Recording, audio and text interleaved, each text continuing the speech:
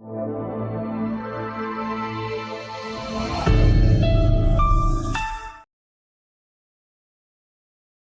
स्वागत है मेरे प्यारे बच्चों, आप सभी का आपकी अपनी कंप्यूटर की कक्षा में। आज हम लोग वाणी श्रृंखला द्वारा प्रकाशित पुस्तक कंप्यूटर की दुनिया भाग 5 के नए पाठ का अध्ययन करेंगे। तो चलिए शुरू करते हैं। प्यारे बच्चों, अब हम अध्ययन करेंगे पाठ 3 का और हमारे पाठ का नाम है MS वर्ड की विशेषताएं। इस पाठ के अंतर्गत हम MS वर्ड की विशेषताओं के बारे में पढ़ेंगे। तो चलिए शुरू करते हैं अपना पाठ। MS वर्ड विंडोज का एक प्रोसेसर प्रोग्राम या एप्लीकेशन है। ये किसका एप्लीकेशन या प्रोसेसर प्रोग्राम है? MS वर्ड विंडोज का।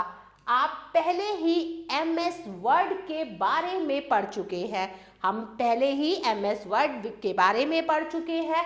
अब आप MS वर्ड की कुछ मुख्य विशेषताओं के बारे में पढ़ेंगे। तो चलिए पढ़ते हैं। प्यारे बच्चों, सबसे पहले हम MS वर्ड एप्लीकेशन को खोलना सीखेंगे। उसे खोलने के लिए सबसे पहले हम स्टार्ट बटन पर क्लिक करेंगे। किस पर क्लिक करेंगे? स्टार्ट बटन पर। फिर हम ऑल प्रोग्राम्स को चुनेंगे। उसके बाद माइक्रोसॉफ्ट ऑफिस पर क्लिक करें। माइक्रोसॉफ्ट ऑफिस वर्ड 2007 पर क्लिक करें। देखिए, हमें 4 स्टेप फॉलो करने हैं MS वर्ड एप्लीकेशन को खोलने के लिए। अब हम फॉर्मेटिंग के बारे में पढ़ेंगे। फॉर्मेटिंग क्या होती है? फॉर्मेटिंग का तात्पर्य डॉक्यूमेंट को बहुत अच्छा और सुंदर दिखाना होता है। कोई भी डॉक्यूमेंट है उसे बहुत अच्छा दिखाना है, सुंदर दिखाना है, तो वो हम फॉर्मेटिंग के द्वारा दिखाते हैं। अब हम बोल्ड, इटैलिक और अंडरलाइन के बारे में पढ़ेंगे। बोल्ड के लिए Ctrl+B दबाएंगे। इटैलिक के लिए Ctrl+I, अंडरलाइन के लिए Ctrl+U। Ctrl+Shift का इस्तेमाल हम किसके लिए करते हैं? फॉन्ट को बदलने के लिए। Ctrl+, देखिए ब्रैकेट का साइन है, 1 पॉइंट फॉन्ट को बढ़ाना, और Ctrl+ इस तरह के ब्रैकेट का मतलब है 1 पॉइंट फॉन्ट को घटाना। इसका मतलब है बढ़ाना और इसका मतलब क्या है? घटाना। Ctrl+Shift+W, इसका मतलब है केवल शब्द को अंडरलाइन करना। Ctrl+Shift+D का मतलब है 2 बार अंडरलाइन करना। किसी भी चीज को कितनी बार अंडरलाइन करना? 2 बार। अब हम सुपरस्क्रिप्ट और सबस्क्रिप्ट के बारे में पढ़ेंगे। सुपरस्क्रिप्ट चुने हुए शब्दों को सामान्य टेक्स्ट से थोड़ा ऊपर स्थित कर देती है। जैसे A की पावर 2, A की पावर क्या है? 2। तो इसमें क्या हुआ कि किसी सामान्य टेक्स्ट को थोड़ा ऊपर कर दिया गया। सबस्क्रिप्ट चुने हुए शब्द को सामान्य टेक्स्ट से थोड़ा नीचे स्थित कर देती है। इस प्रकार से देखिए, उसे यहाँ ऊपर स्थित करा और यहाँ पर नीचे स्थित किया। टेक्स्ट को चुने, होम पर जाएं, होम के बाद आप फॉन्ट पर क्लिक करें। फिर आपको किस पे क्लिक करना है? इफेक्ट्स में से सुपरस्क्रिप्ट या सबस्क्रिप्ट को चुने। Ctrl+Shift and the plus sign at the same time. उसके बाद Ctrl+Shift and the equal sign and the same time. ये किसके लिए है? ये सुपरस्क्रिप्ट के लिए है और ये सबस्क्रिप्ट के लिए है। अब हम टेक्स्ट का अलाइनमेंट बदलना सीखेंगे। कोई भी टेक्स्ट है, अगर हमें उसका अलाइनमेंट बदलना है तो उसके लिए आपको क्या करना है? अलाइनमेंट मार्जिन के मध्य टेक्स्ट की स्थिति को दर्शाता है। लेफ्ट अलाइनमेंट के लिए आप Ctrl+L दबाएंगे। सेंटर अलाइनमेंट के लिए आप E दबाएंगे। राइट अलाइनमेंट के लिए आप Ctrl+R दबाएंगे। जस्टिफाइड अलाइनमेंट के लिए आप Ctrl+J दबाएंगे। टेक्स्ट को चुने, उचित अलाइनमेंट बटन पर क्लिक करें। प्यारे बच्चों, अब हम अविस्मरणीय तथ्य पढ़ेंगे। टेक्स्ट से फॉर्मेटिंग को हटाने के लिए टेक्स्ट चुने और स्टाइल बॉक्स में से नॉर्मल को चुने। स्टाइल बॉक्स में से किसको चुनना है? हमें नॉर्मल को चुनना है। पैराग्राफ में लाइनों के बीच में जगह देने के लिए निम्न चरणों का पालन करें। कोई भी पैराग्राफ लिखा है, उसमें दो लाइनों के बीच में क्या करने के लिए? जगह देने के लिए हम कौन कौन से चरण चुनेंगे? सबसे पहले आपको टेक्स्ट को चुनना है, फिर होम पर जाना है, पैराग्राफ को चुनना है, इंडेंट्स एंड स्पेसिंग, इच्छा अनुसार स्पेसिंग विकल्प को चुने। जितनी स्पेस हमें चाहिए हम इच्छा अनुसार उसे चुनेंगे और उसके बाद हम क्या करेंगे? ओके करेंगे। अब मैं पुनः आपको एक अविस्मरणीय तथ्य बताती हूँ। MS वर्ड में लाइन स्पेसिंग पहले से ही 1.0 अंतर्गत सिंगल लाइन स्पेसिंग होती है। अब हम पैराग्राफ स्पेसिंग के बारे में पढ़ेंगे। उचित पैराग्राफ में इंसर्ट पॉइंट दे, उसके बाद होम पर जाएं, फिर पैराग्राफ को चुने, फिर आपको किस पर क्लिक करना है? इंडेंट एंड स्पेसिंग पर। स्पेसिंग विकल्प में बिफोर टेक्स्ट बॉक्स में पैराग्राफ से पहले, किससे? पैराग्राफ से पहले आने वाली स्पेस की संख्या दे। उसके बाद आफ्टर टेक्स्ट बॉक्स में, कौन से बॉक्स में? आफ्टर टेक्स्ट बॉक्स में पॉइंट में पैराग्राफ के बाद आने वाली स्पेस संख्या दे और अंत में क्या करना है? ओके करें। अब मैं आपको फिर से एक अविस्मरणीय तथ्य बताऊंगी। Ctrl+1 इसका मतलब क्या है? Single line spacing. Ctrl+2 double line spacing. Ctrl+5 इसका मतलब क्या है? 1.5 लाइन स्पेसिंग। प्यारे बच्चों, अब हम बुलेट और नंबर के बारे में पढ़ेंगे। बुलेट चिन्ह का उपयोग सूची में वस्तुओं को चिन्हित करने के लिए किया जाता है। लाइन चुने, किसको चुनना है? लाइन को चुनेंगे। फिर बुलेट एंड नंबरिंग को, किसको चुनेंगे? बुलेट एंड नंबरिंग बटन पर क्लिक करें, या आप क्या कर सकते हैं?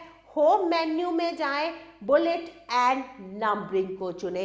होम मेन्यू में भी जाकर हम बुलेट और नंबरिंग को चुन सकते हैं।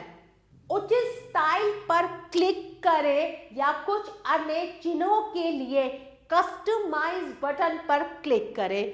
जहाँ जो हमें स्टाइल दिए हुए हैं हम उनको चुनेंगे, या हमें अगर कुछ अपने हिसाब से करना है तो हम कस्टमाइज बटन पर क्लिक करेंगे। जैसा हम चाहते हैं हमें उस प्रकार का मिल जाएगा।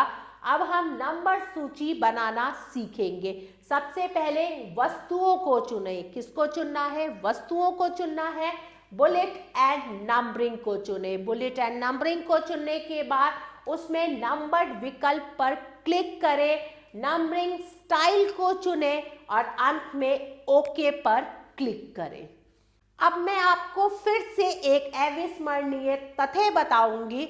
बुलेट और नंबर्स को हटाने के लिए अपने बुलेट और नंबरों की सूची को चुने और फॉर्मेटिंग टूल बार पर बुलेट एंड नंबर बटन पर क्लिक करें।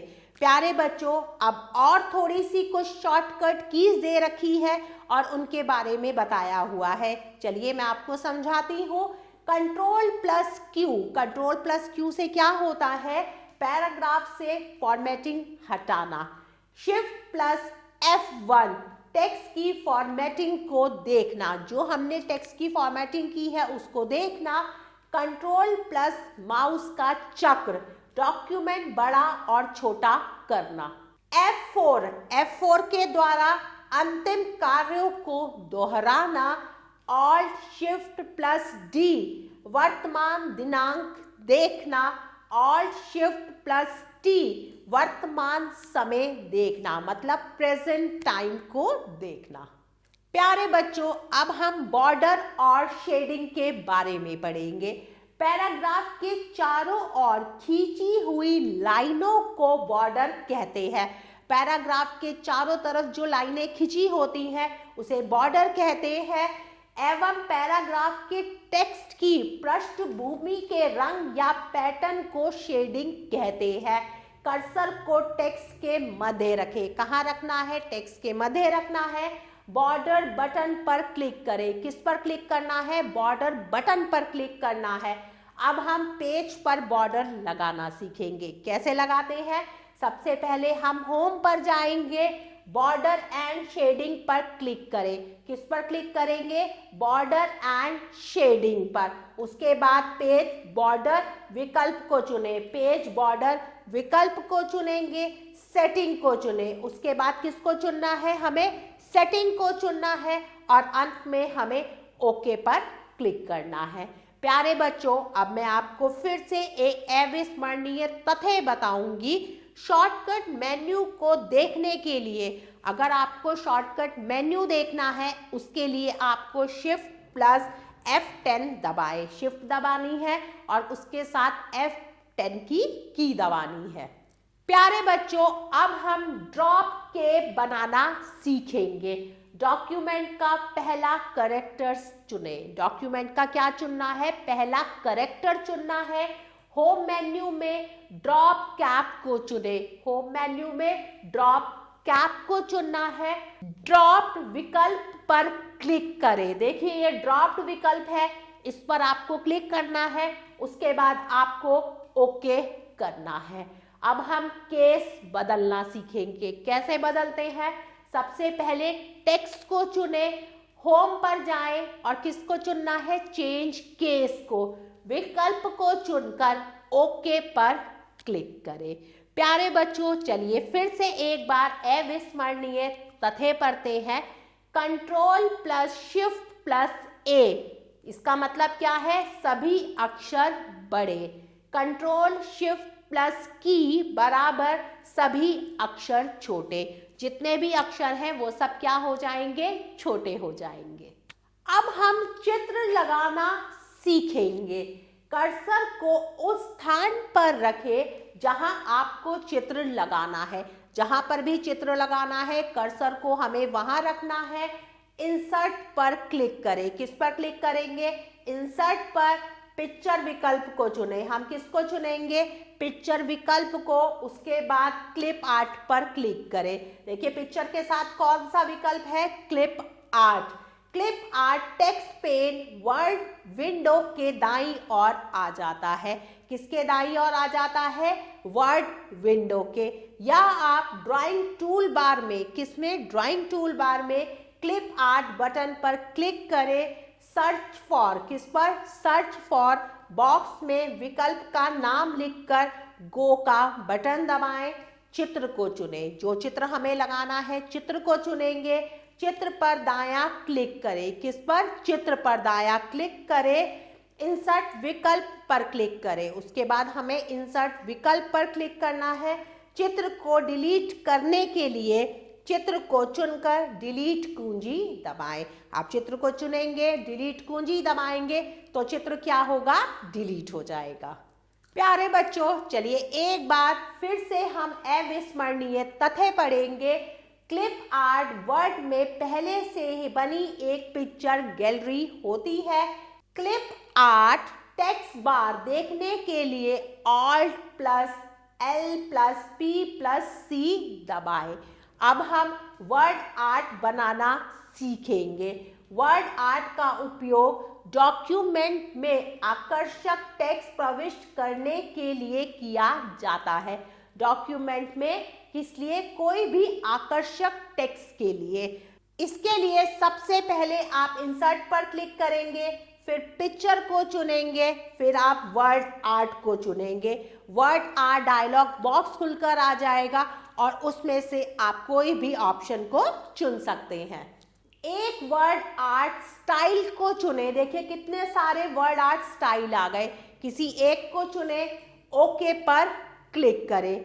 अब हम edit word art text dialog box आ जाएगा। कैसा बॉक्स आ गया? Edit word art dialogs box. Text type करके ओके पर क्लिक करें। टेक्स्ट टाइप करेंगे, ओके पर क्लिक करेंगे। अपने टेक्स्ट का आकार और फॉन्ट चुनें। जैसा आपको टेक्स्ट चाहिए वैसा आकार और फॉन्ट चुनेंगे, उसके बाद आप ओके पर क्लिक करेंगे।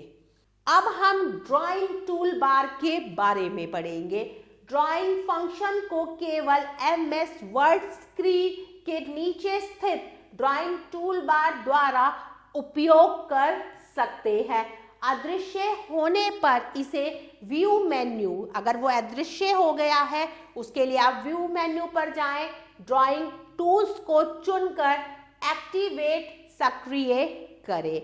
प्यारे बच्चों, अब हम ऑटो शेप्स के बारे में पढ़ेंगे। ऑटो शेप्स पहले से बनी आकृतियों का एक समूह है।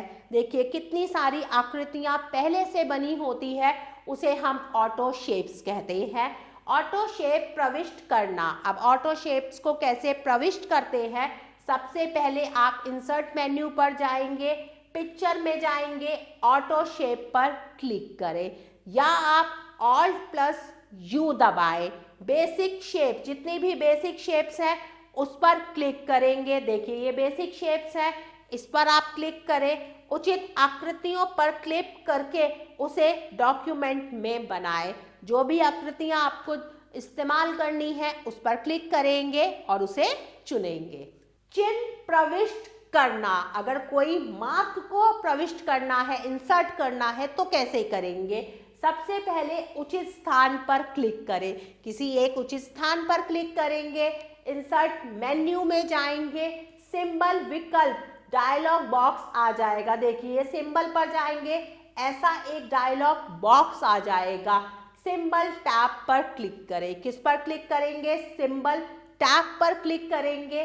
फॉन्ट बॉक्स में फॉन्ट पर क्लिक करें। चिन्ह को प्रविष्ट करने के लिए उस पर 2 बार क्लिक करें। चिन्ह को प्रविष्ट करने के लिए हमें उस चिन्ह पर कितनी बार क्लिक करना है? 2 बार क्लिक करना है।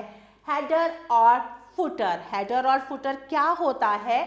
डॉक्यूमेंट के प्रत्येक पेज के ऊपरी और निचले मार्जिन में स्थित स्थान को हेडर और फुटर कहा जाता है।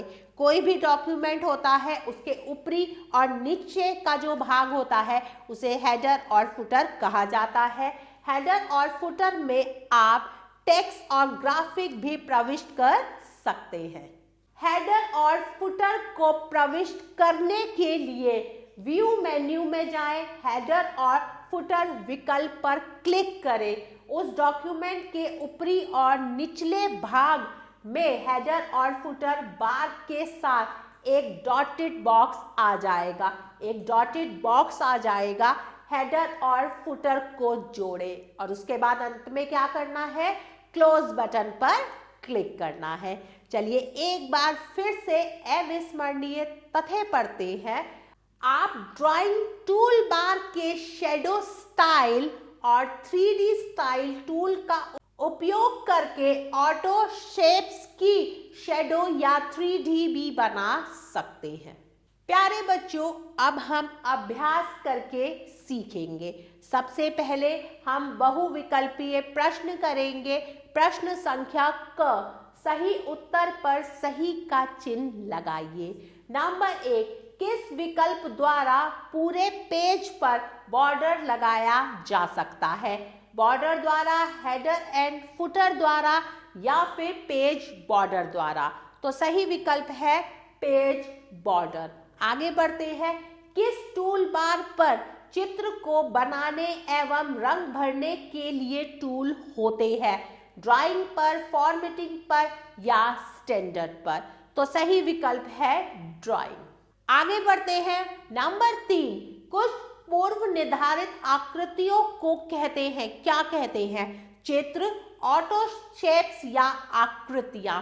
तो सही विकल्प है auto shapes. Number 4, word art में किसे आकर्षक बनाया जाता है? ग्राफिक को, टेक्स्ट को या चित्र को? तो सही विकल्प है टेक्स्ट को। आगे बढ़ते हैं प्रश्न संख्या ख की तरफ। रिक्त स्थान भरिए। तो चलिए समझाती हूं आपको। नंबर 1, MS वर्ड विंडोज एक डैश है। क्या है? वर्ड प्रोसेसर प्रोग्राम है। नंबर 2, डैश पहले से बनी एक पिक्चर गैलरी है। क्या पहले से बनी एक पिक्चर गैलरी है? Clip art. प्यारे बच्चों, नंबर 3 और नंबर 4 आप स्वयं करेंगे। आगे बढ़ते हैं प्रश्न संख्या ग की तरफ। सही कथन के सामने सही तथा गलत कथन के सामने गलत का चिन्ह लगाइए। नंबर 1, वर्ड आर्ट का उपयोग डॉक्यूमेंट में आकर्षक टेक्स्ट प्रविष्ट करने के लिए किया जाता है। बिल्कुल सही कथन है, तो हम सही का निशान लगाएंगे। नंबर 2, क्लिप आर्ट गानों का एक समूह है। क्या ये सही है? ये गलत है, तो मैं गलत का निशान लगाऊंगी। नंबर 3, ड्रॉप कैप का उपयोग डॉक्यूमेंट के पहले अक्षर के लिए किया जाता है। बिल्कुल सही कथन है, तो सही का निशान लगाऊंगी। आगे बढ़ते हैं। नंबर 4, चेंज केस का उपयोग सभी बड़े अक्षरों को छोटा करने के लिए किया जाता है। बिल्कुल सही बात है, मैं यहाँ पर भी सही का निशान लगाऊंगी। आगे बढ़ते हैं प्रश्न संख्या घ। दिए गए प्रश्नों के उत्तर लिखिए। मेरे प्यारे बच्चों, आप एक बार इस पाठ का अच्छे से पुनः अध्ययन करेंगे और दिए हुए प्रश्नों के उत्तर आप स्वयं लिखेंगे। प्यारे बच्चों, आशा करती हूँ आपको यह पाठ अच्छे से समझ आया होगा। हम पुनः फिर मिलेंगे एक नए पाठ के साथ। तब तक के लिए आभार।